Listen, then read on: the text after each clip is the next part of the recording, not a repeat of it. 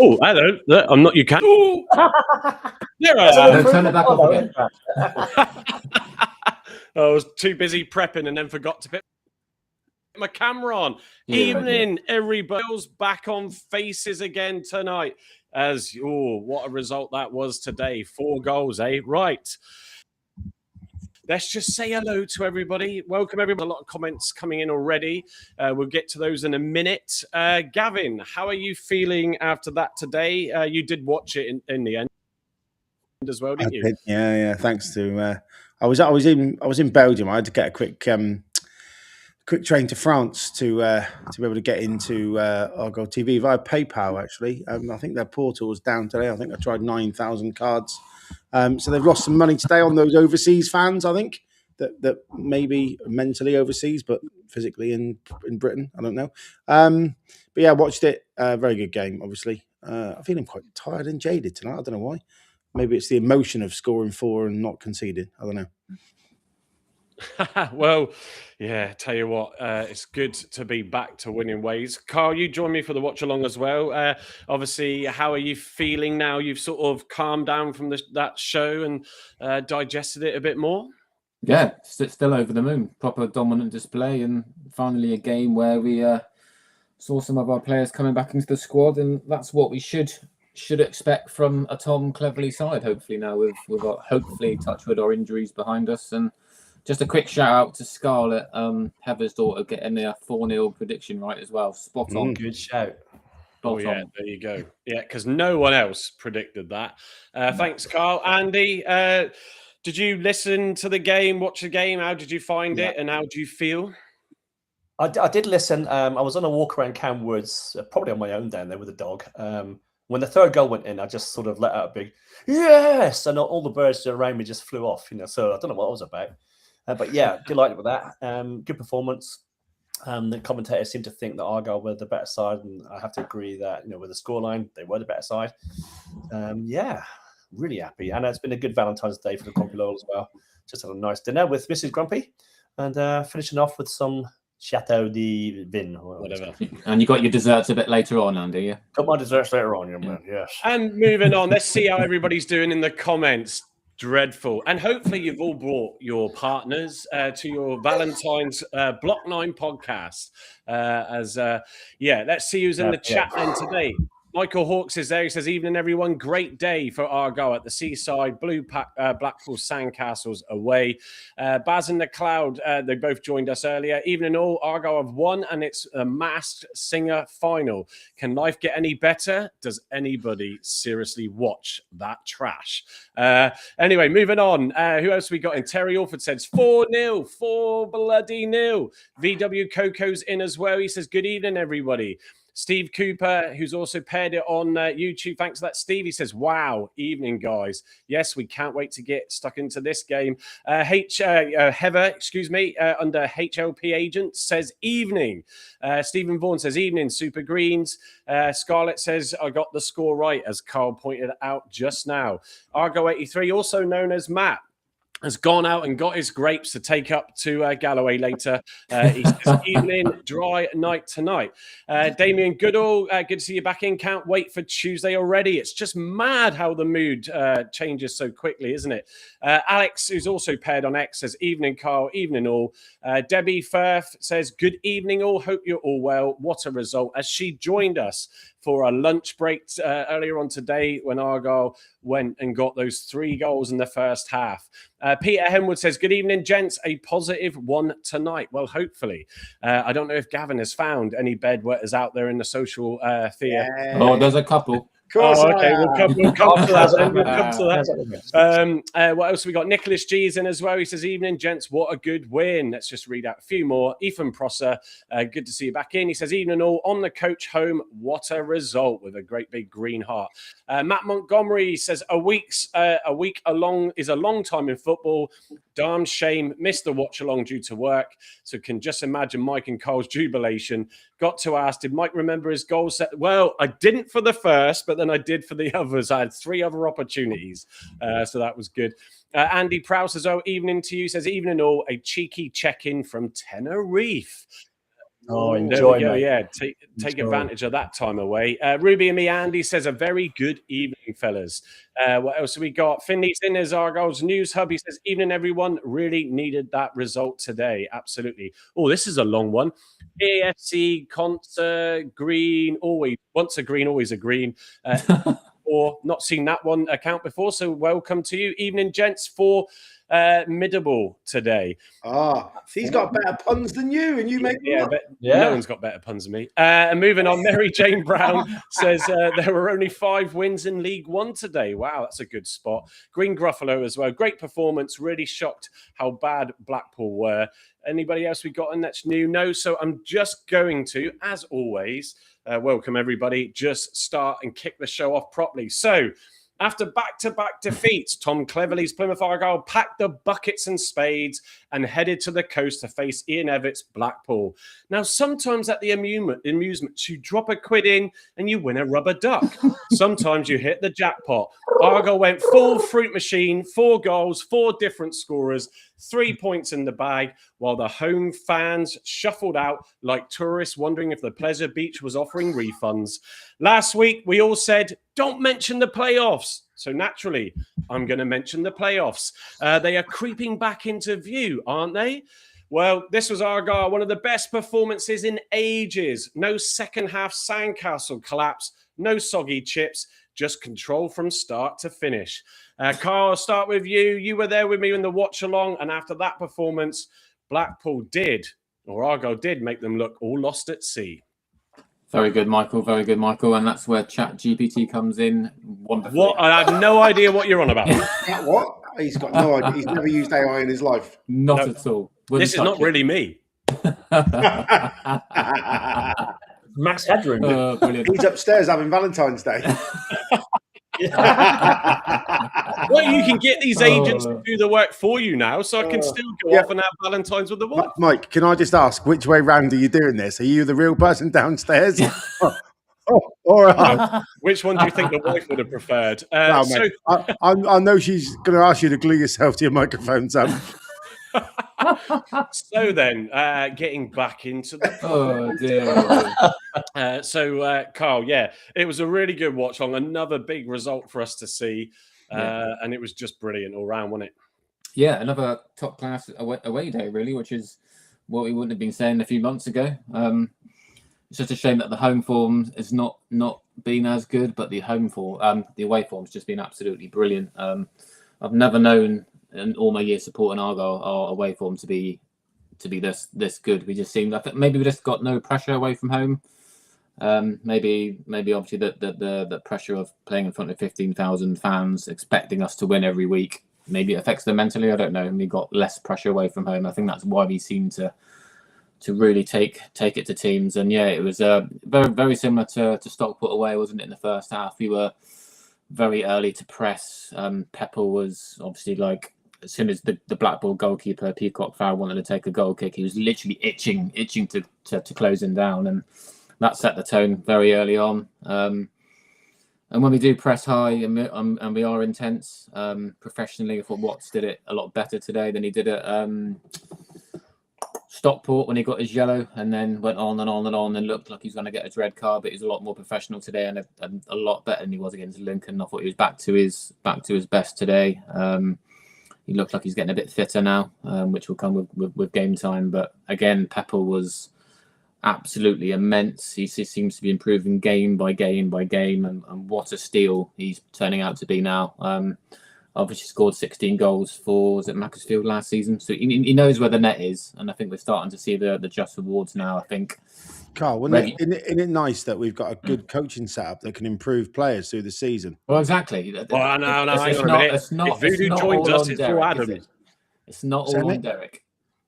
It's not. I don't think Derek would have improved a striker like that, mate. I think that's what it's not all infrastructure. I'm just saying before the Derek comments come in. But Voodoo did join a team effort. Tom and all the coaches have done, I think, miracles with him so far, and I think his confidence is just sky high. He looks stronger. He's fit. He's physical. He's got a good turn of pace on him as well. And I think once Tolai gets himself fit and back into the team, I think them two could be quite formidable to give him Was Aseni on the bench today? I don't think he was. No, it wasn't. Didn't make No. the squad. That's what I mean. So he didn't even make the squad. And with Pleggy and Soranola back on Tuesday, Tom's going to have a real headache to make, leaving professionals out, which we haven't been in that position for a long time. So yeah, over the moon about today's result. We just need to back it up on Tuesday, don't we? Yeah, definitely. Andy, I'll quickly come to you. I know, obviously, you listened to it, but you could tell the commentary, I'm sure, was positive and maybe not as excitable as Carl and I. Standout today was, I nearly said it the wrong way, Herbie Kane in midfield. He almost replaced and stepped into, with him being out for the end of the season, just did an absolutely solid job today. Oh, mate, it just sounds a class act. And to say that Argyle towered over Blackpool, you got that one in, didn't you? Is an understatement. It seemed that we played them off the park. They couldn't get into the game. You go 1-0 up early on in the game and you think, right, come on, we need to build on this. Right on half-time, they score 2 more, which is effectively killed the game off, which is we haven't done away from home for a long, long time now, probably since Doncaster. So, yeah, great performance by him and great performance by the team today. They just got to carry it through to the Cardiff's going to be the tough one, isn't it? Yeah. But, yeah, I'm over the moon, a bit like Carl, over the moon with it, because we don't often see Argyle score as freely as that away from home, do we? No, and just the confidence. I mean, they did. I think Carl alluded to it, Andy. As soon as they came out, you felt that they looked up for it, and like Carl said, that first early chance from Watts, who had a game as well. Toe off the accelerator. They were like a coaster with no brakes. Yeah. I did listen. Mike, you were breaking up, mate. So I will. But yeah, they did start off really, really well. It's because ChatGPT Live takes up loads and loads of memory, so therefore it's buffering. If he gets off ChatGPT, he'll be fine again. I think Mike's stunt double is starting to disappear now. The hologram. It's got very max headroom, isn't it? How am I now? I am max headroom. How am I now? He's getting a H. That's better. You turned ChatGPT off, haven't you? Gavin, give your Block 9 is been a bit silly. I'm going to come out and I'll come back in, but give your synopsis, Gavin. It's coming out again. Okay. Oh dear, it's all going down south. He's going to have to do tag team now with his hologram upstairs. Today, sorry, yeah. I like the change of formation. I don't think anyone quite has mentioned that yet. So we seem to play Curtis in a 10. That'd be about a lot more fluid, wasn't it? And we played Watts wide left, but he basically went where he wanted because that's what he does. Which meant that there was kind of a 4-3-3 or 4-3-2-1 sort of, but that top three were always quite tight together, which meant that when Peppel did hold it up, there was an avenue straight away, which was really useful. And then it meant actually that I think Joe Edwards at one stage was playing right wing and Harding was playing left wing. We were so advanced up the pitch, which meant that sort of Boateng and our new quarterback Herbie were sort of slightly deeper, which worked really well, to be fair. What really impressed me was the intensity for the first 15, 20 minutes, which we've always done, but actually the first 15 seconds. It was like they were waiting to pass it round, typical Everton style, lets everyone get a touch of the ball. And we went, no, we're not having that. And we just bombarded them, a bit Harry Carey style, really. Felt like a Fijian Sevens rugby team defence, just run up and smash people and serve the consequences. But the first minute was frenetic, and I thought he'd scored. When it left his head, Watts, I thought, we're in, that's it, 1-0. We're under a minute and we're off. And it wasn't. But the energy, and I think if you think about it today, I think the energy was more intensified. What we normally do is 20 minutes, really intensive. Then we kind of sit back a bit. But I think because the players on the pitch knew there was such quality on the bench today, even subconsciously, they thought if I empty the tank in 50, 55 minutes, Doesn't matter. We've got some quality behind me that can come on and finish the game. So I think that added to the intensity of the press for the first half. It proved it, didn't it, in the first half. So we're what did we score? 35 minutes ish, something like that. Mike, you'll tell me. It's 30 something, I think. And then I thought, well, come on, we've got to get a second here between 30 minutes. 30 minutes. Okay. So, and then I thought we've got to get another one for half time, or this could be another sorry state, and we could be another loss here, having gone one up. But the intensity, even in stoppage time, to get those 2 goals was just phenomenal. And you can see the mindset's changed. And I know he mentioned it in his post-match sort of kind of press conference with the club, was that we've worked on this in meetings. If you think the Mitchell stab, which then Pepple scores, like he's basically said to the bench, I'm going up, and that this is in stoppage time of the first half. Well, days gone by, we'd have sat back, played a short throw in, and we'd have messed around with it, waited for the final whistle, gone in. Well done, guys, 1-0. They were all over it, and I think that just that mindset change of we're going to finish this half as strongly as possible. I don't think they expected to get 2, but to get another 2, but to get 1 more, I think was on their mindset. It reminded me of a little bit of the Norwich game in the Championship, where I left my seat about a minute early thinking I'll get there before everyone else to get McGuinness because I didn't want to go all mucky. And then I watched 2 goals stood in inside Diamond in stoppage time, and we won 6-2. So I was really impressed with that. Second half, I thought we were a little bit sluggish. They came out, and if that was their best effort, by the way, that first 10 minutes of having had a rollicking at half time, then they've got real problems at Blackpool, and they could seriously go down. If that's the manager giving them a rocket, or as was said on commentary, a kick up the arse, which I think he got told off for by somebody, and the producer said, kick up the backside, said Rob. If that's their best effort, having been rollicked at half time, they've got real problems. Wasn't it Gavin that wanted Ian Evatt originally? Sorry, was that again, mate? That you wanted Ian Evatt before Cleverly came? Who, me? Yeah. No, I've never been a fan of Evatt. No? Especially when he beats us 4-0 at... Evatt is a poor man's Shuey. Yeah. To be honest, he's even more one-dimensional than Shuey. And he's got... The problem is he's got no plan B. No. And he plays... I don't think his wing backs aren't intense enough, or they're not front foot enough, and they haven't got enough quality.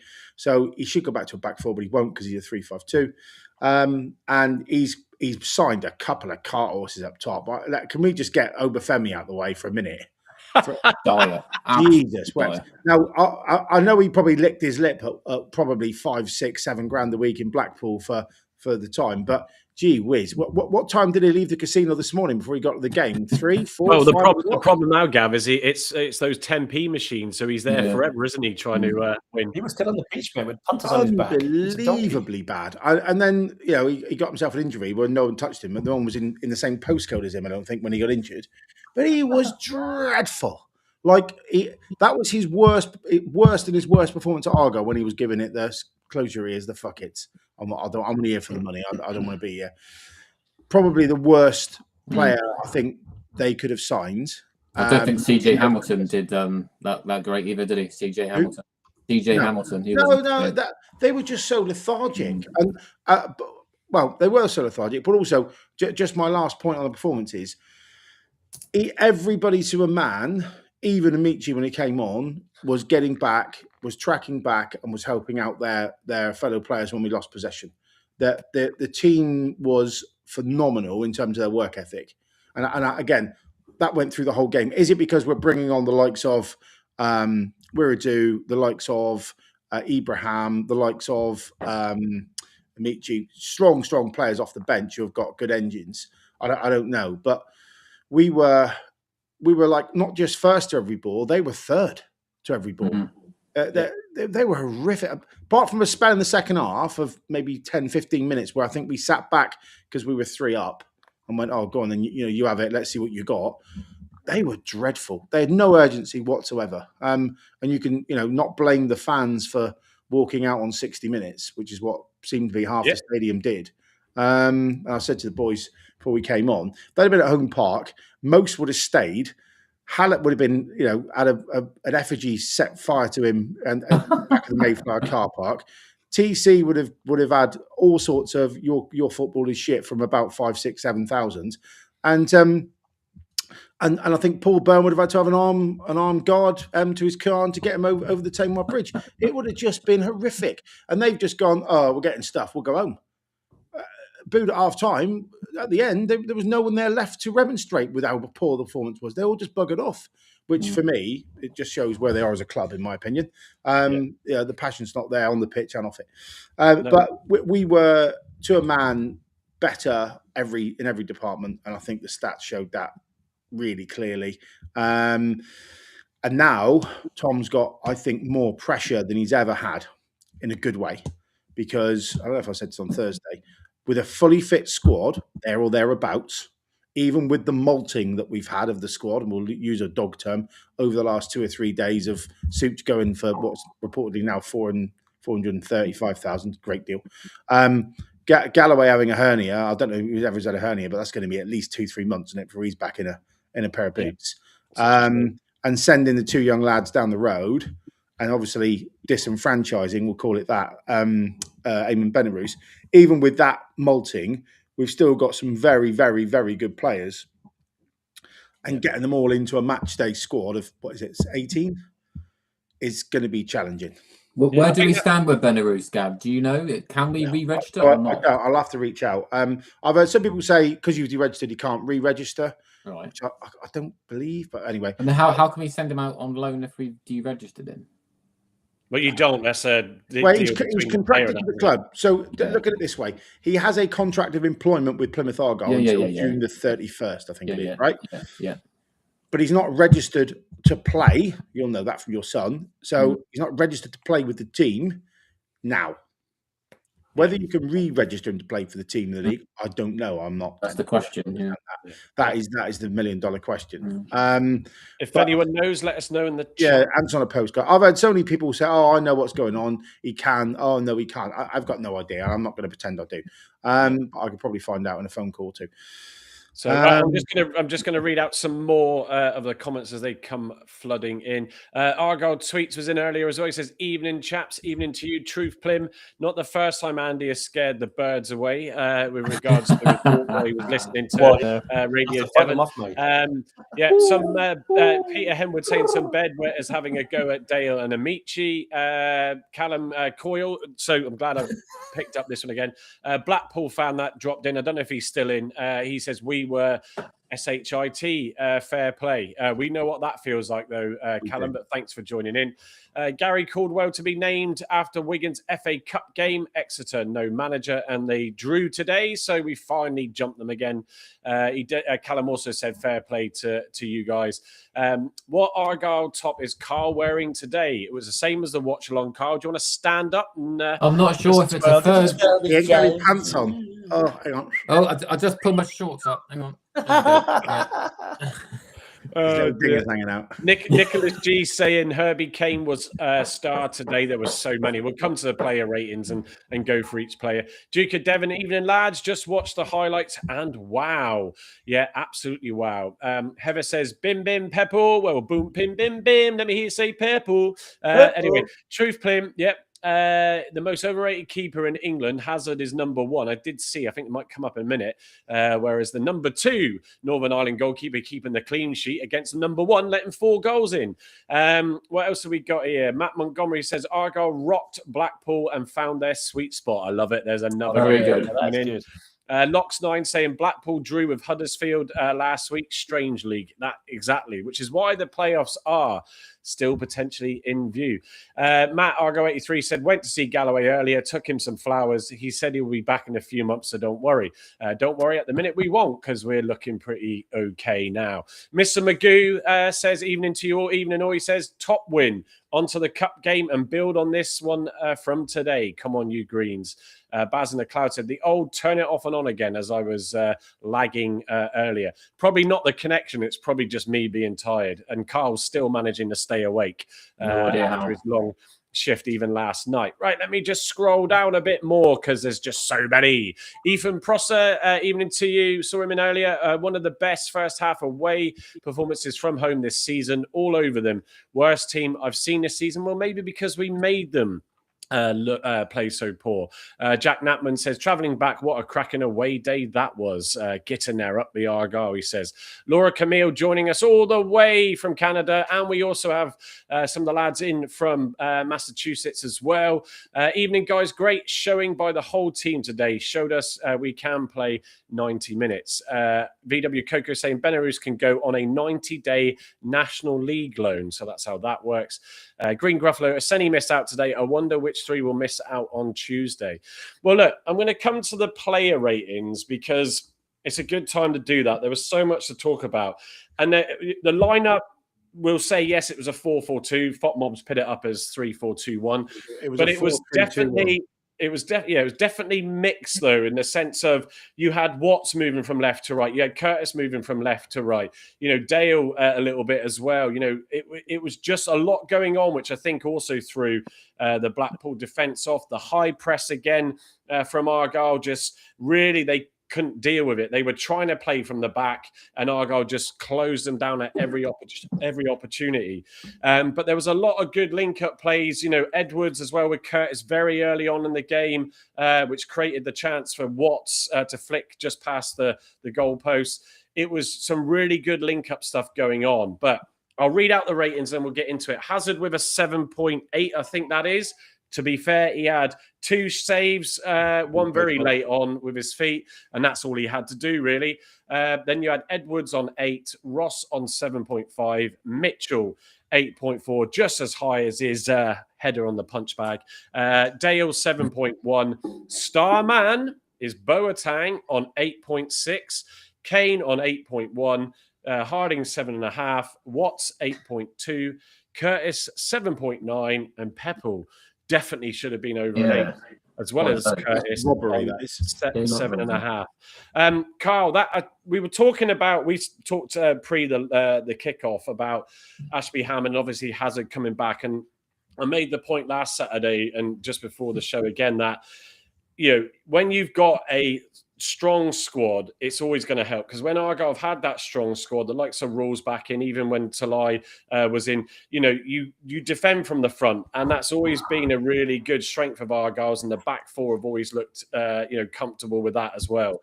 And unfortunately, with those injuries and players out, it hasn't helped the situation. Hammond, I'm not defending, certainly didn't help himself in that Lincoln game, but Hazard only had those 2, I think it was 2 shots in total at him. So not really overly challenging. But the defence in front of him, again, was another solid performance from Ross, wasn't it? And Mitchell and Edwards doing well to get forward as well during the game. Yeah, I think the defence know they've got a more solid keeper behind them. Maybe that's why they had the confidence today to, head bricks, basically. I think when you got Ashby Hammond behind, the way he's been playing the last few weeks, they've probably made them a little bit nervous and made mistakes which they didn't do today. I think to a man, everybody put in a really good performance. I don't want to go in on Dale, but I still think he does a lot defensively. I'll give him credit. Defensively, he does a lot of work. He does track back, which is more than people like Amici would. Defensively, he's good. He does help out his teammates. He's a team player. I just don't know if he offers enough attacking threat, but that's a very, very small negative.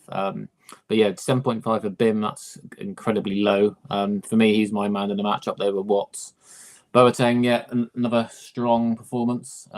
Herbie Kane, what a player. I think if we can keep him fit, he will definitely be our Joe Rule's replacement, and boy, can't he take a corner and a free kick. So that should play into our hands. But Harding was a little bit better than he was against Lincoln. I'm not 100% sure if he's a left back, but I don't think you can really drop Mitchell or Ross now. So looking forward to Tuesday night now.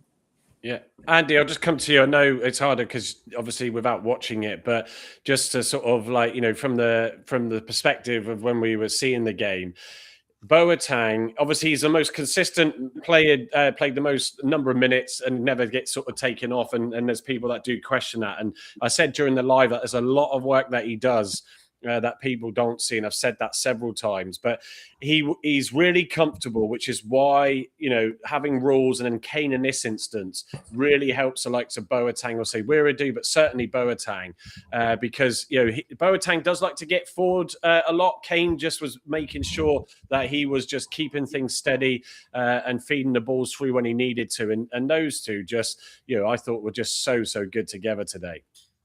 Yeah, I think if Boateng's got someone creative alongside him in the middle, then he's fine, because it gives him free rein to move forward and to get goals, chip in with goals. So Kane has taken that role of roles, if you like, allowing Boateng a bit more freedom, because let's face it, Kane's a lot more controlled in the centre. Yeah, so I mean, he's done really well today, chipping in with a goal as well. I think, did anyone have him for a goal today? I think someone must have. Oh, great, I'm yeah. not sure. In our predictions, don't know. Yeah, can you say Boateng one more time, Mike? Boateng! Boateng! Boateng, as Argo 83 Matt said, where is it to? Boateng, do your thing. William Larkin, welcome in, mate. How are you doing, buddy? Sorry. Yeah, evening to you, William. Yeah, I mean, sort of, Gavin, as we sort of move forward, that one of the brilliant things with Peppel, and I will give Hazard his due today, his distribution was so much better. But Peppel was clearly the target man, and he was really holding off those defenders. He was getting that ball, turning or laying it off, and it really does help. We had that threat of hitting the long ball to the front man, or actually taking it forward through the middle, and really Blackpool just didn't know how we were going to play and how to manage us, did they, with that? No, and that's the difference of having a ball-playing midfielder and a box-to-box midfielder, which is what we've had today, and what we had when we had Rolls playing alongside Boateng.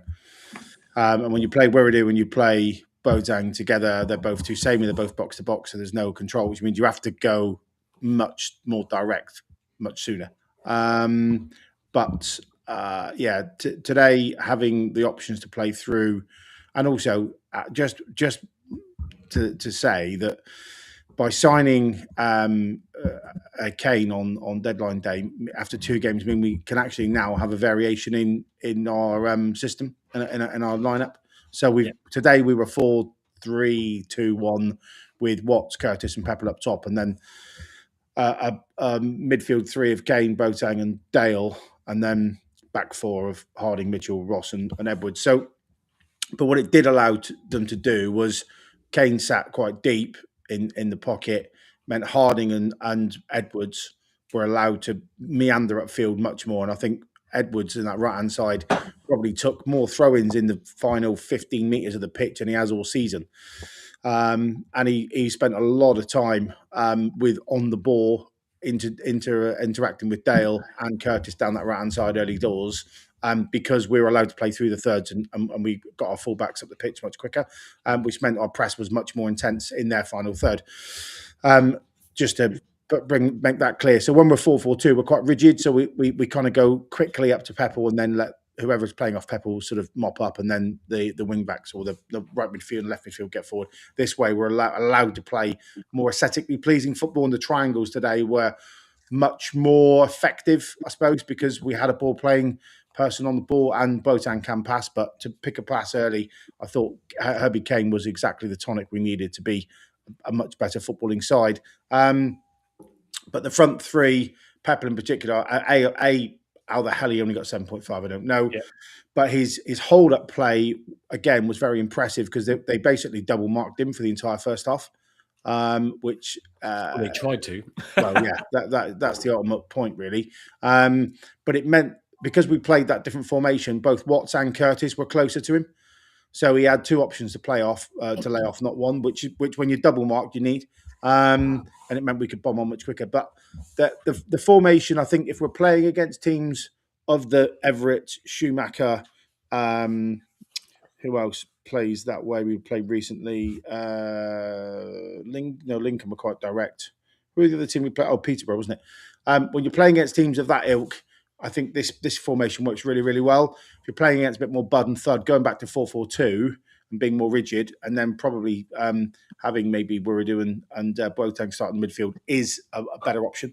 But we had lots of time today up front, because we had a lot of time on the ball, because our midfield basically ran the game. Boateng 8.6. I still think he's been robbed. I think he should have 9, something there. That was by far his best all-round game for the club. He got a goal. He was brilliant at breaking up play. He drove forward with the ball at his feet quite a bit, and his interplay with Kane and then Dale and Curtis, I thought was phenomenal. So and Edwards actually. They did say, Gav, they did say in comms, right, that Argyle Yeah, playing 4-4-2 early parts of the game, and then they shifted because Edwards and Harding were pushing up, so it became more like 3-5-2 again. But it was whatever they did, whatever Cleverly did in that formation, it was fantastic because it worked for us. There definitely was. Yeah, there was definitely, Andy, a lot of movement. I said that you saw Watts and Curtis almost had freedom to move either side of the pitch. There was, sort of Carl mentioned it during the watch along the triangles. Edwards, with Boateng, with Curtis, with Dale then coming involved, Boateng, Curtis, and all that stuff. Mainly on that right hand side, we saw a lot of that. Harding wasn't so in the game in that first half, still feeling a little bit uncomfortable playing on that left side. He turned a form when he got the chance when Edwards went off to switch and McKenzie came into left back and again looked solid for that stint he came on. But there was a lot of good pass and movement down this right-hand side, very noticeable in the first half. And there was just freedom. I mean, Watts was just, in my opinion, was just given that freedom to get involved and do what you want. And he was winning balls back in defence and driving forward. Carl, the only negative, and I think it was fair to say, and we brought it up on the watch along, is he sometimes was just trying to do too much, wasn't he? And carried the ball too far and just got a little bit caught in trouble at times. Yeah, you can be a little bit selfish sometimes, I think, but I don't mind that so much with Watts. I get more annoyed with Amici when he does it because the end product's just been rubbish for a few weeks since he's come back. But just sometimes you just wish when he's had all that space and he's got time to press and to pass the ball, he won't. He just wants to do a little bit more, then runs into trouble or gets tackled. But that's just being, I think, super critical on someone who's. Can I say as well, the set piece today delivery was phenomenal. Really good. Even from our friend Amici, second half, that one that if it was 6 inches either side of the keeper, he would have scored from Ross, Matthias Ross. That ball in from Amici there had absolute bend and pace and landed right on his foot. So the corners were great because Curtis takes them really well. I thought that Herbie Kane's set piece, the goal from Peppel's goal, he's got no right to find Mitchell in the centre of the field with a chip over the top like that. His chipping work is something else. All the set piece delivery today was bang on. So whoever's knocking them into shape, both defensively and offensively, deserves a pat on the back. Well, that's two massive things we've turned around recently: is away form and set pieces, which have been awful at for a long, long time. So credit. And no surprise, gents, that Rules when he came in, he was taking some of the set pieces immediately, and we could see the difference from that with his experience. It actually improved Soronola's. So it may well be that they've done something on the training ground that's done that, to be fair to the coaching staff. But this is where you almost say that seeing Kane today was almost like thinking Rules was in the squad, because he just took over those duties superb. And Ronan Curtis was on corner duty, and even those were brilliant. But I've got the goal highlights. I'm going to run them now. Well, actually, I'm going to just read out a few comments. But yeah, there was a great ball in from Watts. And similar to Mitchell's goal, to flick it on. Well, actually, Mitchell got his foot to it, and the keeper saved it. It fell to Peppel, then who tapped it in with his head. But it's very reminiscent of Mitchell's goal in the way that he connected with it. Right, what have we got? So let's have a look. VW Coco says, Bim, very brave, scoring today, putting his head in. Yeah, he did chip his tooth as well. We do have his post-match interview. Stevie Vaughan saying, I wonder where we would be if we had been injury-free this season. And last season, we might have probably stayed in the championship. What else have we got here? Stephen Cooper says, I thought the ref was very good today. Stephen, that's a brilliant point. We did pick up on it during the game. He was very quiet. There was the odd decision, maybe that kept going against Argyle. I didn't think Wiradu's foul not long after he came on was a yellow. But actually, fair play, credit where credit's due. The ref was very good today. What else have we got here? Justa Jana says, the only negative I have with Boateng is that whenever he has a solid shooting opportunity, 9 out of 10, he passes it away rather than taking the shot. I know what you mean. He sort of almost hesitates, doesn't he, when he's in a shooting opportunity. What else have we got as a scroll back? I think, that's about it, really. Argyle 83 says, Derriford would go bankrupt without Argyle. Matt Montgomery, Gavin, you have just highlighted our biggest area of improvement in the last few months is the quality of delivery from dead balls. Right, let's see these goals and let's enjoy that moment again.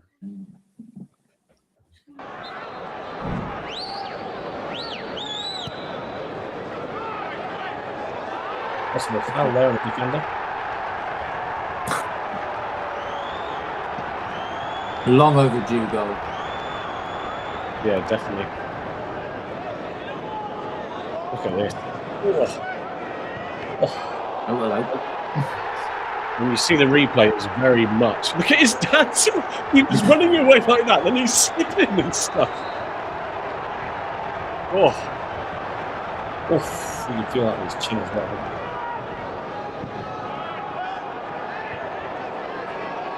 I love the way Kane goes to smash it and then just side puts it. That effort by Kane, if that had gone in, that would be such a great goal to watch, wouldn't it? Yeah.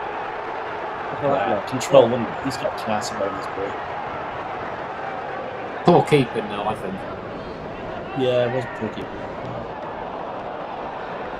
Oh, it into the ground. Really awkward shot, but it went in. Who cares?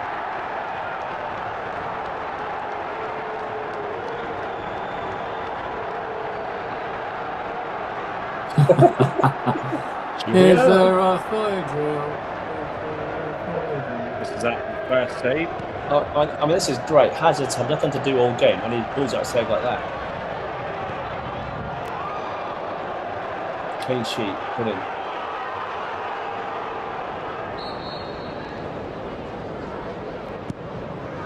Oh, should do better there. You were on about that free kick, that, weren't you? Yeah, look bad there.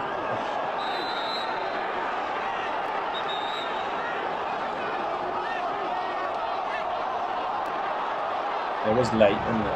I've seen him given. I thought the comments Confusion Live. Yeah, score channels who oh look, I see the eye. You all see an eye. Right, let me go straight to the post-match interviews. Let's do Cleverly first. Never saw that coming. Tom, as away days go, this is about perfect. Yeah, absolutely. I thought we were outstanding today. I thought we delivered in every phase of football, so in possession, out of possession, the basics and the set plays. So a really pleasing day, and we go again on Tuesday in what is another important game to what we really want to do for the rest of the season. But today was a strong test passed. Oh, I don't know why it cuts off. Hang on, it's not me. Look, hang on. No, it's right. Let's go to Bim Pepple. Bloody restream. Come on, keep up. There we go. Bim, another goal for you, another win on the road for Argyle. It's a good day. Yeah, it is a good day. Thankful to get on the score sheet again. Thankful to get another 3 points. 3 points closer to our goal. It's about now recovering. I think everyone's come through in good nick and go again Tuesday. Speaking of recovery, how is the eye? Last time I saw you after the game on Saturday, you couldn't see out of that right eye. It's a good recovery, and it's great to have you back there today. Yeah, no, it feels perfectly fine. Maybe it doesn't look the great. Well, some people say I'm looking better with it. So I don't know, but I feel good. I can see perfectly fine. Went to the eye doctor, got checked. Everything's perfectly fine. So I know Israel's going to play. You look great to me with a smile on your face because you've scored again. Your goal scoring run continues. Different sort of goal this time, following up on a chance that Alex Mitchell have had. But talk about it from your perspective. Yeah, it's just anticipating. I just always want to be in the box, and I knew something was going to drop. And thankfully, I was able to. It was 50-50, and I knew I chipped my tooth going for it. But I was never going to let the guy get there ahead of me. So I'm thankful to get the goal. But yeah, it's a good run. But to be honest, when I signed, this is what kind of expected of myself to score goals. I scored 16 goals last season, so I know I can score goals. And it's always been weird. The goals have always come in bunches for me. So thankfully, I'm in another patch where I'm scoring. Yeah, lovely from Bim. And I tell you what, let's get Harvey's full-time whistle responses. Right then, so that's full time. Blackpool 0, Plymouth Argyle 4. And Valentine's to remember. An electric away end. We dominated them start to finish, and where we've lacked this past month or so, or this year, is when we go a goal up, not finding that second goal, and that's, I think, shut every single Argyle fan up today. A dominative performance. Blackpool didn't really have a look in. A few chances in the first half that were squashed out by the end, by the third goal going in. Wow. We turned them over today. And it's a step to push on. We've got some hard games coming up. Leyton Orient away on Tuesday. I will be there. Followed by the league leaders Cardiff at home. That's Stuart in the background. Some big games coming up. And I'll see you then. Thank you. That's the best photo bomb I've ever seen. It looks like, right, I'm just going to hold this. Right, let me just change it because you don't just want me full screen. So bear with me. No, we don't. I'm just going to upload. Right, just talk about while this loads. Bim Pepple's interview, Carl, I think you had a good listen to it. It was brilliant, wasn't it? Yeah, I just love listening to him. He's such a confident guy. You can see he's loving playing football at the moment. High on confidence. He's a warrior. Obviously, he's damaged his eye. Now he's chipped a tooth. I think forgot the name of the reporter now. Argyle TV. Rob Nichols. Rob Nichols said something about damaging his ear or something in the next home in the next game. So yeah, he's prepared to put his body on the line. That's for sure. But Carl, have we ever seen a player improve so much in I've season? never seen a player improve that fast. Off living memory, I've seen players improve, but not to the speed he has. He's gone from being like a reserve team striker early doors to now one of the first names on the team sheet. But when we had to play with Aseni, I thought Aseni did okay in that spell when he got a few goals. And when we saw Pepple coming off the bench or having the odd start, he just looked way off it. But since he's been in the team, in a confident winning team, he's really come on. And since he's got his first goal, more and more have come. And like he said, his goals come in bunches, and he's just riding the wave. I can't remember in my 30 years of supporting Argyle, seeing a player start and be halfway through a season with such a trajectory of improvement. Yeah, it's just a pleasure to watch. I mean, Senny had that run, didn't he, with before going off injured, and but I think Pepples has been a different gravy altogether, and it was just great to watch him today. He's never going to be the one that's going to have all the out and out pace, but he seems to be got used pace though. He's got a turn of pace. He does. But he's got this physical presence sticking to him now, isn't it? Which is something we haven't had from a forward player for a long time. The ball sticking at someone. The last one I can think of is probably Mickey Evans. I was just about to say Mickey Evans. Yeah. Definitely faster than Trigger. Faster than Trigger, but he holds it up like Trigger. I'll read some of the comments out, and then I've got the video, the Mitchell video ready. Matt Montgomery says, that sounds like a man full of confidence. A huge shout out to the powerhouse that is Pepple. Pebble must have learnt from Tolly, says Stephen Cooper. Just a Jana evening to you. He says, did you see the video? Or maybe you might have that up in a minute of him headbutting a punch bag machine out in the arcades. I don't know if that was after the match or the night before. I believe it was the night before, was it? I would imagine so. It was quite dark, wasn't it? They wouldn't have gone out after the match. No, but you would have wanted to get out of Blackpool pretty quick. No, don't have a go at me, any Blackpool fans. I'm only joking. Don't go. Kenny Pester says also Kane hanging on the edge of the box is something we have missed for years as well. Yep, and that shot, he looked like he was going to smash it and just gently side-footed it. And it was a brilliant effort. Like you kept saying his name during the watch along, Akinfenwa. He's starting to remind me a lot like a young Akinfenwa. He's got that same build. He's got the same kind of style of play. And I think Kane, not Kane, Akinfenwa, Pepple. I think there's some kind of link there. I think he could be very similar to player to him. No, that's a good point. It's only because I was reading out the Kenny Pester's Kane. Anyway, evening to you, Kenny. I'm glad for Kenny actually, Mike, because Kenny goes a lot of away matches. Doesn't see a lot. And good stuff. But this season it's been great for him going away. So I'll see you tomorrow, Kenny. Glad you got 3 points, mate. He does sit in the block 9 as well, about halfway good down lad. from us. So, yeah, good to see you in, Kenny. Accidental Pilgrim, watch Mitchell's little dance at 3-0, which we did, even when he scored his goal and is running off. I don't know if they're all getting that from a GTA or whatever, but it seems to be quite funny, the celebrations at the moment. Kenny Pester also said, tuning in from the coach, everyone to a man today was excellent. Front 3 press, Mitchell and Ross at the back was excellent. Curtis and Watts crossing. Honourable mention for Harding today too. Yeah, absolutely. Did you boot at half time, Kenny? This is the question. Is he what? Did he boot at half time? Oh, Nobody does. Not today. What else we got? I think that's it from there. Let me go and get this video up. So I've got to go back to this. Which page. one is it? Hang Mike? on. Is it a the big version of me again? Bear with me as I just replace, Mike? get that mug out the way, and there. Get the fuck out of the way. You get out of the way. He's got 500. Have you got the other one, Mike? Have you got the after the game Oh God, he's gone. interview? Oh, he's gone. Now. Mike's gone. Anyway, What's coming going on with back to that the- chat? Coming now? back to the game, chaps. Holograms just Our finding illustrious out speaker who's- has left us in the lurch to talk about nothing. Shall we Have talk we about been what's hacked? going on Vivian's in the chat. later on? Yeah, What's going on here? Hello, Vivian. You Hang on, damn it. It Oh, kicked you're me instant out. back. I know why it kicked me out. Because I replaced I can't delete that comment. So just put loads of chat in front of it. I have blocked the person and banned the person. Yeah, nothing worse. So It's quite a good please story. leave it That was live giving some alone. money to his cause. God, crazy stuff. Andy, you and your pseudonym accounts. Anyway, I know. Wasn't it? Hello, my king. one heart, Carl, is not going to really get rid of that comment, is it? As No. as I'll be here for hours doing that. Mike, have you Yes. seen the post-match interview from Mitch No, hang on a minute. with It's- Rob there is McNichol? one- there It is one is on the WhatsApp. funniest thing I have ever seen from a post-match interview. He is Let's see if I can do absolutely it. ripping the PISS. Let me see if I can. It's on someone else Argyle's talk while I Twitter. look It for is it. What's that amazing. spell? I can't spell these days, Gav. It is amazing.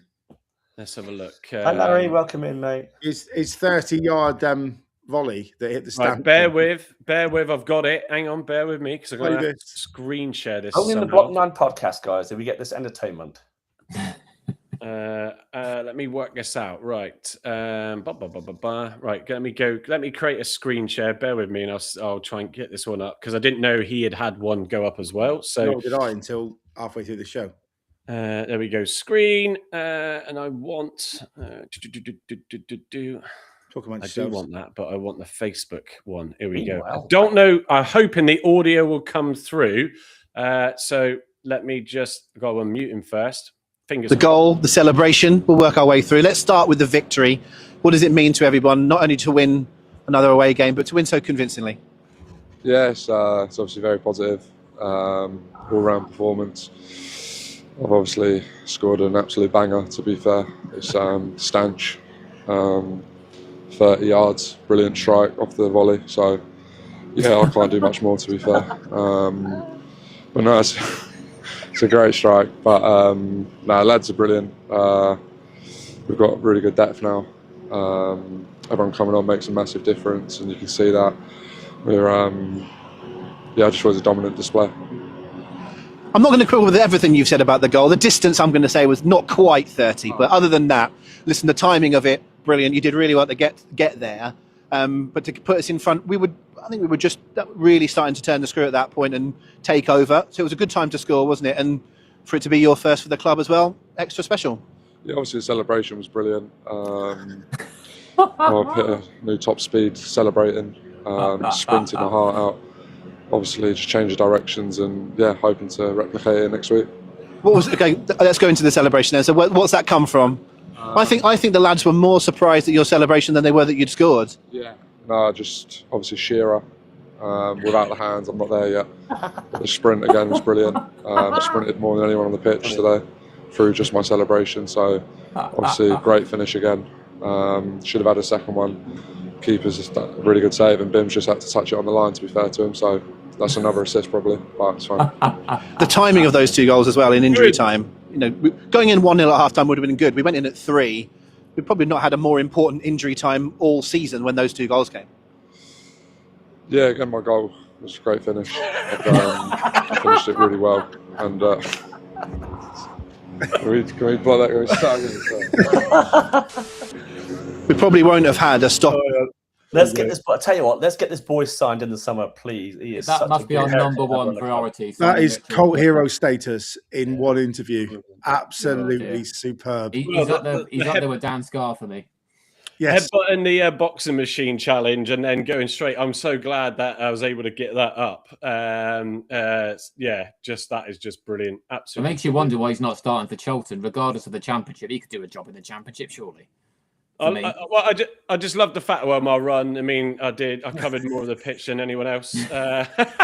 New top speed, change of direction. He's so serious. There's no smirking there, is he? No, he holds it together for so long, and then he's like, I can't do this anymore. Start again. Fair play to Argyle for pitting up the full clip as well, rather than just a snippet of it. That's it's good. And as someone actually said, Chips Dyer, I think the comment was that you could just see below it, saying that's one of the best interviews I've ever seen. So what it also shows, Mike, as well, is the culture and the spirit within the team at the minute. Because you wouldn't let that out on comms, right? If it wasn't like unanimous that it's been signed off by TC or Derek or whoever, and B, to be able to sit there and royally take the piss basically out of the performance of the team, himself, Rob Nichol and everything else, just shows, and the boys will be laughing about that on the coach all the way home, I'm pretty sure. So it just goes to show that, we've stuck with our coaching team, not going on about it. But we've come through the other side, and this squad of players, if we had them fit all year, where we'd be, I don't know. Yeah, but the actual spirit in the camp, it looks like, I know it's easy to say after a 4-0 win, but coming through, it looks phenomenal. Yeah, I think that they've always said, I know you can say, you hear it, they're meant to say it in interviews, the camaraderie and the spirit within the team has always been there. I think it is just, we did just need that extra bit of reassurance when rules came in. Obviously Harding now, Kane, it's Herbie Kane, and Harding will see a bit more, I think, when he's in his favoured position. But yeah, it's just great. And you do want these players to sign up. Hopefully, we said it on Thursday, gents, didn't we, when we did the sort of review going into the end of the season. And I think, if we can sustain a really sort of stable squad now and hopefully not, touch wood everywhere, pick up any more injuries, then it's teams are not going to enjoy us either coming to their ground or them coming to us because surely at his age now he'd want to settle down. I know he said he likes going out on loan, but at some point in your career you need to need to lay your blocks down, don't you? You need to be at a steady club, and hopefully he'll be interested if we put an offer in. With a couple of this squad is more than capable of going up, I think, either through the playoffs or depending on who comes down, automatically. And he would sit in the heart of that defence. And he's even skipping material, to be honest. If Joe signs for another year, which I hope he does, because I still think he's playing his best football at the minute, at 137.5. Another year, make it 138. Why not, Joe? Come on. Keep your legs going. But even still, he ain't going to play every game. To where I thought Pleggy was, vice skipper. I know he signed another 3 years, and he's another great bit of talent that we've got coming back. But this guy's character is just something else, isn't it? He's, I remember the first early game. Was it his first or second game? He got interviewed by the press, and he made a mistake, and he said, "I'm putting my hands up for that one." After after his first set of game, that was my fault. So he's clearly got great leadership qualities, and the other side of him now, where he's not under pressure anymore, but we've won 4-0, to royally take the proverbial with Rob Nichol after meant to be a serious interview after the game, just goes to show his character. I'd love him as our vice skipper or skipper for next year. One thing about him, Gav, is that I think he's only 23, 24. He's not very old, is he? No. He's got a good few years left in him, so why don't we just take a punt on him? He's got an old head on young shoulders. His communication in the middle of the park is all but, I hate to say it, as good as a certain man who we got rid of in the summer, who was Rooney's mate. Yeah. It's just phenomenal. He's absolutely on it in the middle, him and Rolls, to be fair. So yeah, I'd love to sign him in the summer and make him my vice captain. I think he's a touch of class all the way through. If you've got a good spine of the team, Gav, as well. If you've got him at the centre of that, and you've got Rolls in the middle of that, and then you've got Talai at the front of that. Yeah. Flipping heck, what a spine! It's a quite strong spine already, isn't it? And he's turning into Maldini with his feet as well, isn't he? He's really beginning to find a pass and bring it down. Shush, Cole. What have you been saying, Cole?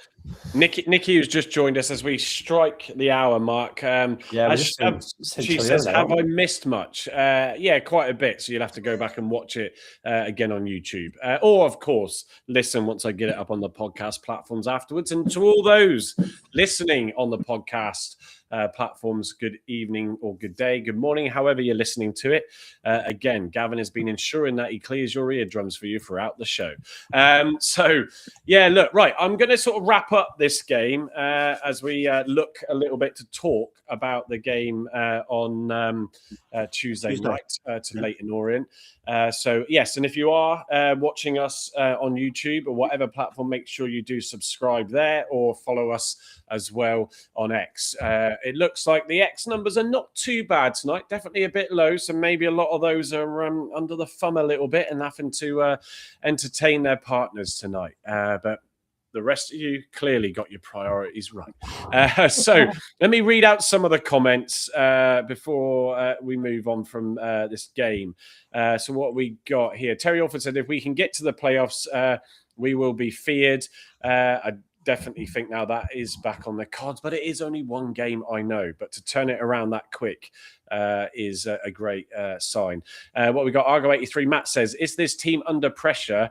Though being mid-table, it's more relaxed as we aren't in contention for anything.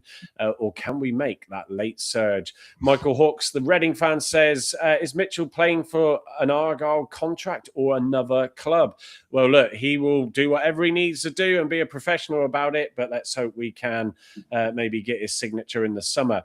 Baz in the Cloud says, what a difference a week makes. They can pick themselves up after Lincoln and do the travelling support proud. Yeah, it was around 1,300 or so, I think there was today. What we got, Stevie Vaughan also saying sign him up before the championship clubs come in for him. That could be something that would be justified if they did, to be fair. Truth Plim, hello Charlton. Here is an open checkbook. How much do you want for Mitch? Will it happen? Hey, don't mention an open checkbook. If he's out of contract, he won't be worth that much, would he? Well, which is why he would be a good choice for a decent championship club to have in their arsenal. But as we all know, sometimes players settling in the right clubs makes the difference. As Argo 83, Matt also says, he's just quality. Mitchell class, says Stephen Cooper. Well done, Mitchell. What a great interview. Come on, interviewer, give him a smile. Stephen Cooper also saying, best pod, Block 9, keep it up, Mike and the guys. You should win an award, definitely. I've got one here. See, the guys don't know I won this. Well, it's actually Sophie's from school. But anyway, Debbie you actually won a helicopter door. Yeah, well, that's true. Yeah. So, well, we are taking off up the league. Debbie first says, I really hope Mitchell signs for us. Oh, my God. What a video. So funny. The interviewer, Rob McNichol, is brilliant. He's a character. Larry from Massachusetts, Plymouth, Massachusetts, says, hello, gents. Great win today. I'll try and pick their photo up in a minute. I think I've downloaded it because Brian did send us one of them celebrating the goals. Right, let me... just before we talk about the Leyton Orient game on Tuesday night, 7:45 kickoff, we'll be doing a watch-along. We did discuss on Thursday about doing the Plymouth women's team playing Exeter at Home Park. Really going to be a sellout crowd there. Looking forward to going and seeing that. We're going to do a preview of that game, and we were going to do it, well, we considered tonight, but then we were going to do it Monday night. And actually, during the live earlier, I sort of had a little bit of a brainwave because, yes, they do happen. And actually, if Heather's still listening, I think we might do it before the watch-along. So maybe go live around sort of 7, 7:15, and do the preview with Heather and probably let Gavin host that segment because he knows more about the women's team, as you all know, than the rest of us with Heather. So we'll look at planning that in. So Heather, if you can do Tuesday night around 7 o'clock-ish, then let's do that. and then obviously we'll get straight then into the watch along for the Orient game. So yeah, right, here we go. So Leyton Orient, right, I'm going to bring up Carl's lineup. It's not his current lineup. It's the one for today. I just need to change it. Come on, Restream. Just to say, Carl, I liked your lineup for today's game. All right. Thank you. Are you two going out on another date yet? Or yes. did it not go well on Thursday? No, we've got a Big Mac night out fairly soon, I reckon. So Carl, please take us through your lineup for the away game to Orient on Tuesday. Yeah, so the back four. I just think going Tuesday, Saturday. At some point, he's going to have to look at swapping certain players because no player is going to go and play 90 minutes twice a week for the next 4 or 5 weeks. So I think, as he said after his interview, that he will be, horses for courses in the squad now. Will be rotation going forward, hopefully, just to bring some fresh legs. Obviously, not too much because we don't want to lose that balance. But I think Mackenzie hopefully is fit enough now to start a game. I'd like to think so. If he can get 50-60 minutes into him on Tuesday, I would bring in instead of Harding. I know Harding was a little bit better today, but I just still think that Mackenzie's got something about him, and we need to start seeing him in our squad now, being our player, not one that's on loan. Obviously Boateng, after his performance today, keeps his spot with obviously Herbie Kane, Watts and Curtis on the wings, and bringing Tolai back up front with Pepper and dropping Dale. That would be my way looking at it for Tuesday. Yeah, sorry, folks. I just keep Restream is driving me mad today again. With the I can't even get into the private chat. It's locked me out for some reason. It's that's random. But yeah, the comments, because they put some sort of new feature on, keeps taking them off. It's normally all on by default. So Restream, sort your act out. Anyway, so let me load up then Gavin. So let us know what you think of Carl's. Again, this isn't Gavin's when it does display. I need to claw some reputation back on my lineup. So let me just pick the right one up. Where's it gone? Oh, he's gone Sorano and Jamie Patterson. Oh, no, that's not the wrong one. That's the wrong one. Did you not listen to a word I just said, Carl? No, you're still lagging on my side. Hang on. Because Galloway's still not there. So I've kept it the same. Edwards would have been a concern Saturday, Tuesday, but he only played 60 minutes. Both the boys in the middle didn't have much to do, so they'll be fine. I think Harding's improving at left back. There might be an argument to bring Mitchell in at left. Mitchell. There might be an argument to bring Mackenzie in at left back and play Harding at right back and give Joe a break. But I think we're on such a run at the minute. You keep the same team. I think it'd be quite nice for Tolai to earn his place back in the team. You can't really change a team that's just won 4-0, in my opinion. Yeah. Especially as they've all had the players that will have leggy feelings Sunday, Monday have all had a rest at 60 minutes. So I think it ain't going to be nowhere near as easy on Tuesday night against Leyton Orient. That's a fact. Last time we were up there, it was in the Virtu, I think. It was a bit bud and thud, wasn't it? And we won with a back heel off Tolai in about the 94th minute, off memory. And it was a bit rainy. But yeah, I would say the same team. I'd pick this broadly the same subs, although we've got Saranola and we've got Pleguizelo available. So again, the guy's not getting a peg in the changing room. Calibre is growing in it by the day. So I'd stay with what we got. Popular, unpopular, you can't change a team that's just gone to an away game and won 4-0. No, I think it's a fair shout. Cardiff is obviously the game on Saturday, and that's that's a massive. That will be our biggest challenge. Back to back table toppers at home park. So I mean, I'm looking at both. Again, Ross is another player that I think has come on in the last 4 or 5 games, absolutely massively. So Harding, like I said, did feel far more relaxed when he switched sides. I know we were 4-0 up. At that, I think it was at that stage when Edwards came off, but he did seem to come forward in that as well. But I don't disagree, Gab, with the minutes Edwards played coming off. He's going to be fresher than he did if he'd have played for the 90 minutes.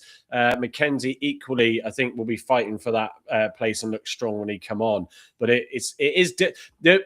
The only thing I think going into the game against Cardiff is it would make me I don't know how they play, but knowing how well they're doing, it would make me nervous with Harding on the left, I think, in that game. So we'll see what happens with that. But Dale is not everyone's cup of tea again today. Sort of had Carl and I torn. He's got to settle into games more. He did pit in the odd good cross, but he also sometimes does fluff up a little bit. But I think as he gets into matches and gets minutes, that will help. But I just can't see Amici. And obviously, Teague and Finn were just not even seen on the bench. So Amici just is not there for me at the moment still. Kane, no question of a doubt. Boateng, there you go, Matt. No question of a doubt. Curtis came off as well, didn't he? So Curtis had some rest time. I think that was so important as well, being up by so many goals that we could rest these players, and then we've got more options for Tuesday. I think he said after the game, regardless if it was 4-0, even if it was 0-0 or 1-0, he still would have made the same subs. That was interesting.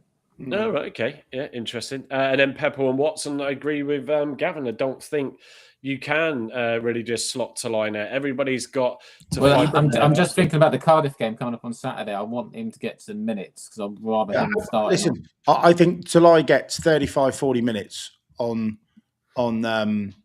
Tuesday night for whoever to prove his point, and then you've got to start him against Cardiff. He's best. I'd just rather drop Dale and just get Talai in there with Pepper. I don't know. I'd rather bring Bradley Ibrahim and have Talai coming on second half. So speaking of which, he did come on as a sub today, Ibrahim, and I think it was okay. He didn't get a yellow. Really left up front, wasn't he? Sorry, Carl. He didn't get a yellow. No, they didn't get. That is true. That is true. But he did. He's got to get back into minutes, and I think for Ibrahim, that's going to be his. Challenge. Is trying to give him half an hour on Tuesday night, and then bring Talai on for the last, half an hour or so. Then, that could work out for us, couldn't it? It's good problems to have now, isn't it? It is good problems. I'm glad I'm not making the decisions. No, and at the end of the day, it's good. We're going to see, I think, some more, players that are going to when they get the reason why I selected Dale is purely for his defensive efforts in the first half while you're away from home. I'm trying to remember how Leyton Orient play, but how they set up. Are they 4-2-3-1 or 4-3-2-1? They played to be honest. I think they're a back four. So they're going to play. Yeah, correct. 4-2-3-1. I think by looks. Thank you. Right. Okay. So for 4-2-3-1, they're going to have wide-ish players up top, which means Dale's going to have to basically double back and do what he did beautifully. I think the last couple of games. Dale's, I think, really industrious. I think he got a goal in him as well. He hit the crossbar, didn't he, a couple of weeks ago? Lake Doors. I think that was the Lincoln game, wasn't it, at home? I think he's very tidy for the standard. He's not going to blow anyone's socks off, but he's very tidy for the standard. And in the shape, in the formation, in the way we play, especially away from home, he fits that rhythm really well. But it then does give you an opportunity, as you said, Carl, to swing him off, move Watts into a wider position, and then bring Tolly on. I think that's a great. I would rather do that from the start. I mean, Leyton Orient have been honking. Their form, they've only won 1 in 5. They've dropped right down the table. I don't think going there and playing defensively is our. I'm not saying play defensively. I'm saying when you're away from home, you set up to press like we did today, and hurt teams on the break, which is what we did today early doors, and then you pile it on. Just for me, although he didn't do anything amazingly well today, he was a vital part of that midfield cog that is full of confidence now with a ball playing Kane on the ball and a box to box in Boateng. That's just my opinion. We have others. I often get slated on here, sometimes more than you, which is interesting. But for me, I think as a head coach, manager, whatever you want to call yourself, if you go away from home, win 4-0, humiliate the team. To change that team, unless there's like fatigue or someone's carrying a knock, I just think is really, really shooting yourself in the foot. Well, look, I think as Accidental Pilgrim says, we've got an embarrassment of riches right now, just in terms of the table position at the moment, Argyle do jump to 12th from 40 points. Leyton Orient are 18th. They got a draw today, 3 defeats prior to that, and a win in their last 5 games on 33 points. So, yeah, you never want to take anything for granted, because as we've all seen, Argyle can have a brilliant game and then absolutely fold straight afterwards. But I think this is definitely a different type of situation for Argyle at the moment. Let's have a look at the comments. Matt saying he needs to get barred from Derry. Someone tell him. Dale got a silly yellow today, got me worried about him getting another one. It probably did sort of make him have to think a little bit more, because he did get that one early in the game. Matt Montgomery saying, don't say that, Carl. Come back. It will come back to haunt us. Matt also saying, as everyone knows, I'm a massive Brendan Galloway fan. I think the guy's class. Just hope he's back ASAP. What else have we got here? Matt Montgomery saying, like Gavin's lineup, though I'd make 2 changes. Would move Harding inside to replace Ross at centre-back, Latter moving to sub and playing Mackenzie as left-back. I don't think you can replace Ross. Excuse me, Matthew. Sorano on the wing inside of Dale, Latter on the bench. What else? And don't forget, after our win against Doncaster Rovers, we won 5-1 and then lost 4-1 at home to Reading. So don't let Michael the Reading fan in the comments. Who? Yeah, exactly. Who? Exactly. Don't frighten me. Nikki did say, which is a great shout out. Thank you, Nikki. Finn was playing with the academy today, so at least he was getting some minutes. Good.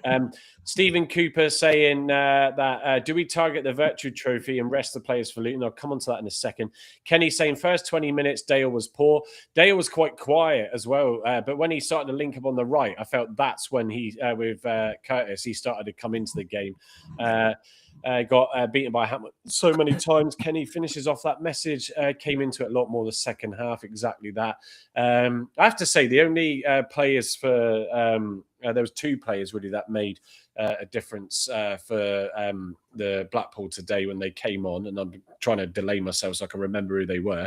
And that is, hang on, let me just give them a shout out, because they did try and do something for the side. Josh Bowler, wasn't it? Olsen, number 15, and more so Bowler, yeah. 19. He was bowled over, wasn't he? He was, oh, that's terrible. Out, Andy.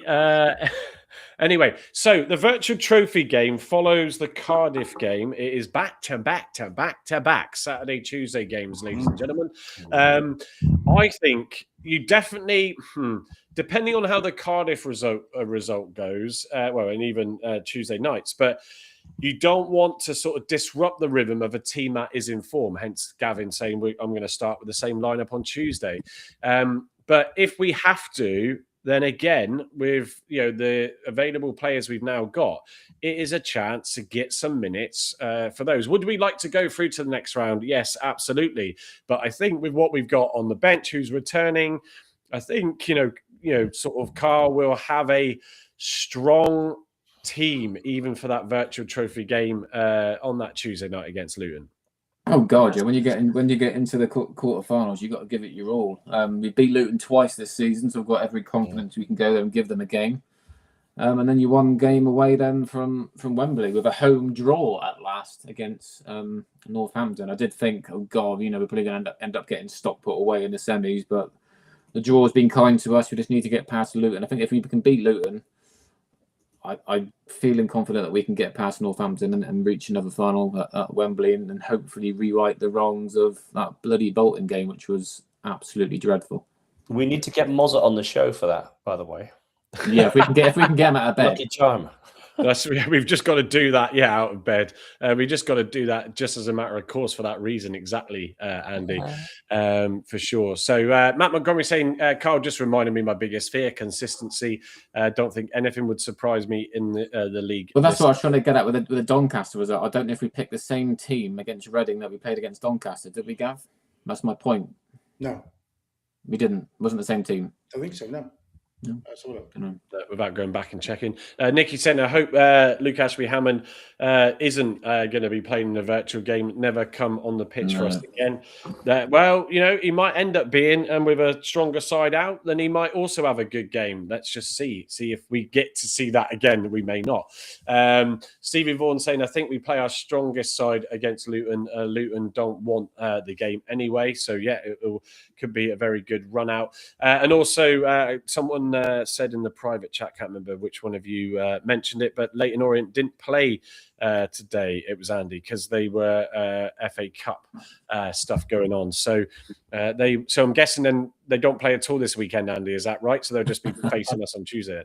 Yeah, it'd just be Tuesday night. Yeah, they'll be playing us on Tuesday night. Yeah, so they'll have a bit more time to sort of, not relax, but sort of, build themselves up the game.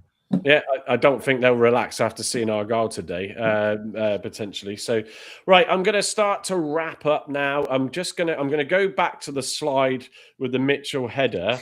I'll let it run again, but I just want to put another picture up, so I'll use that same slide. He's got 500. So I'm going to, where is it to? It should be in my downloads. There it is. Be very careful what you click on. The boys from Massachusetts. Yeah, that's it. They are. It's Brian. Yes. Well, I'm trying to remember them all now. We definitely got Brian there. We got Larry there. We got Eric there, and I forget the other one. If Brian's still in the chat, if I display the chat, maybe he can just give me a nudge. Was it Gene? But there they are. We put it out on our socials earlier, so we do get either a video or an image from the boys across the celebrating the game today, unlike the defeat last time. So thank you again, Brian. That's some striking wallpaper. That. So that's definitely in a pub this time, not in some. Simon Foote says, thanks for the pod. Yeah, no problem at all, Simon. So, wow. It's brilliant. I'm off half-term week. Carl is as well. It's a great way to start that half-term week with a brilliant win. Still got a busy week next week either way, but we'll be looking forward to doing the watch-along on Tuesday night. And you might see Carl standing next to me again on Tuesday night for that. And like we said, we'll sort it out and check with Heather. But I was waiting for that. If we can't... You what, sorry? It's nice to know who your mates are, isn't it? Absolutely. So on Tuesday, before the game on Tuesday, like we said earlier, we'll check with Heather. But if we can tie in the women's Argyle women's versus Exeter preview half an hour before that game on Tuesday night, then we might as well. That's a shout from Matt Montgomery, by the way. That is a shout. Let's have a look. See if we could get Josh Widdicombe on block 9 if we reach Wembley final and tell him to wear a jeans and a T-shirt. Ban him from suits. Well, I'll tell you what, Matt, you could do us a favour. Get on the old socials, hit him up and see if he wants to come on. Well, it is Valentine's after all, Andy. Oh, right. Not that kind of hit. Anyway. Let's go. Correct, Stephen. Let's go for the scores on Tuesday, and let's get your final thoughts as well. Carl, starting with you. Score predictions. It's whether I keep it the same when I hear the press conference for Tuesday's game. I don't know. Yeah, why not another win? I'm going to go for another 4-0 win. Why not? Yeah, I'm going to go 2-0 win to Argyle. I think Orient will have a bit more time to rest. So yeah, 2-0. I'm going to go Talai and Curtis. Yeah, okay. And Gavin, yours? 2-0. Again, consistent. Good. Curtis and Ross should have scored today. Another 2 yards other side. That was a sitter. And can I just answer Matt's regular queries throughout this evening of my stock price with a certain well-known bed company, which has plateaued, I have to say. Matt, it's plateaued. But there was a little spike in activity earlier because I saw some absolute throbber, don't know who it was, say, oh, well, I'm going to say this now we've won because it's easy to say it when we've lost. But Tom Cleverley's definitely not the coach for us. And that without Derek being on the pitch running training exclusively, we wouldn't have won a game. Oh dear. So there you go. There was a bit of moisture in the air. We'll call it a middle. Did you know, Gav? Sorry, that Voodoo had broken his ankle. I don't know if they were his Has he? tweets, but he's broken his ankle. He was on the Oh, was he? live earlier. No, it wasn't his. It wasn't his tweet. Yeah. So I sort of lambasted him for that. But there's like a dark more mizzle in the air at the minute. It's not dry, but it's a mizzle. You know, bit of mist, bit of drizzle, bit of mizzle. For those who don't know. So no, I will not be going back into cash anytime soon, because there's still people out there having to keep paying for, you know, regular nappies and rubber sheets, so and new mattresses. So while they're there, I'll keep my money in. Thanks, Matt. Yeah. And did you give your score prediction? I can't 2-0. Curtis and Ross. 2-0. Yeah. Oh, you did. Yeah, you did. Yeah, you did. So, yeah, you won't please everybody still. Voodoo's still hanging in there with the Derek Adams thing as well, which was funny. But he did say, yeah, he's broken his ankle. So we kept him entertained, as well as Argyle did during the watch-along today. I'm going to go all out, right? And I'm going to go 6-0. Jesus, right. Time for bed. Yeah. Clearly the hologram's down while he's upstairs. Oh, that was good tonight. You must have good stuff. I've now though got to think of the goal scorers. So hang on, let me try and do this. Watts, I'm going to go with 2 goals. Peppel, I'm going to go with 2. I'm going to give Curtis 1 and Talai 1. Get Talai 1. That's 6, isn't it? So there we go. Who knows? We've seen stranger things. Probably be 6-0 the other way around now. So I'm not going to do final thoughts because I'm shattered and I can see all of you want to go as well. So look, we're all happy. We're all buzzing. It was a great win. Let's hope it continues. Oh, how we do like to be beside the seaside. That jackpot win today. Yeah, all the cherries came in all together. It was brilliant. 4-0 to the Greens. Oh, 5-0 says Ruby and me, Andy, for the game on Tuesday night. And there's a lot of you going 2-1, 3-0, 2-0. So let's just see. Who knows anymore? But other than that, enjoy the rest of your Valentine's Saturday evening and the rest of your weekend until Tuesday, where we'll bring you an extra